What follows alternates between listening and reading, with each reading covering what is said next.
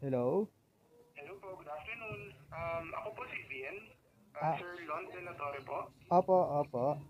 Yes po. Sir Lon, ako po yung nag-message sa inyo kagabi dun sa proposal na gusto sana namin i-offer Opo. for po ng pabor. Opo, opo. So yun po sir, meron po kami nag-documentary sa ito. Okay.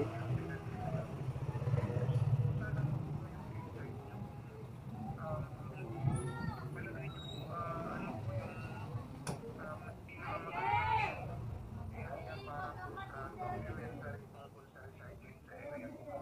Okay. So more on ano po ba yung ano nyo, yung mas maraming bata o mas maraming interesting na bagay? Like, Ang gusto ko sana bumili ako sili ma-document yung mga iba't ibang setup ng mga nagre-recycle.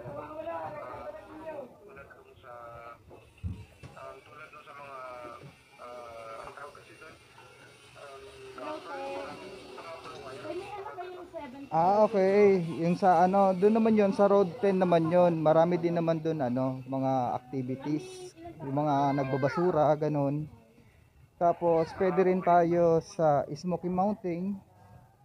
Yon, yung so kung ang ano po ba yung pinaang ano nyo, yung pinaang gusto nyong i-vlog? Anong pinaang content Ang po? pinaka-topic po kasi dun sa isa, bali dalawa po kasi yung gagawin, no? Yung isa parang, ano lang siya, habit lang dun sa isang gagawin video. Yung Mm. video series po kasi nagagawan is about, parang culture sa Philippines. Una sa pagkain po. Okay. Second about sa parang hindi napapansin na industry, like dun sa recycling industry nga. And Mm. previously, bumisita na po kami sa Happy Land sa Tondo mismo. Opo. Pero ang ginawang topic po kasi doon is yung mga parang hindi, alam niyo yun, yung, alam niyo po yung PisoNet, di ba? Yung mga Opo, ganun. opo, opo. Yung PisoNet, Piso Wi-Fi, Opo. mga ano, mga illegal na bagay na nakikita sa ibang bansa. Ganun yung mga topic namin. Pero this time po, gusto namin gawin yung about sa recycling industry nga. So kung magtanong po po sir, meron kayong mga kilala na junk shop owner or mga nagre-recycle mismo? Nagre-recycle ng pagkain? Hindi po, hindi. Yung mga nagre-recycle po ng mga plastic, mga tanso, mga ganun po.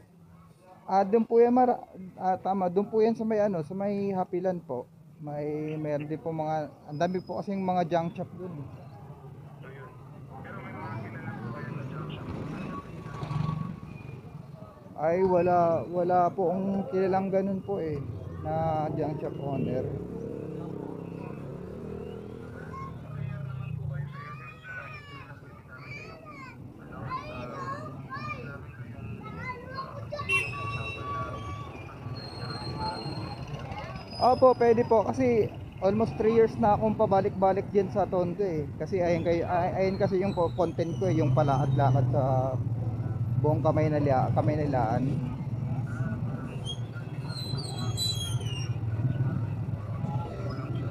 Opo. Kung naglalakad lang tayo sa area para makita kung ano yung mga setup dun sa area na yun. Opo, more on ang content ko po yung ano, street, mga ganon.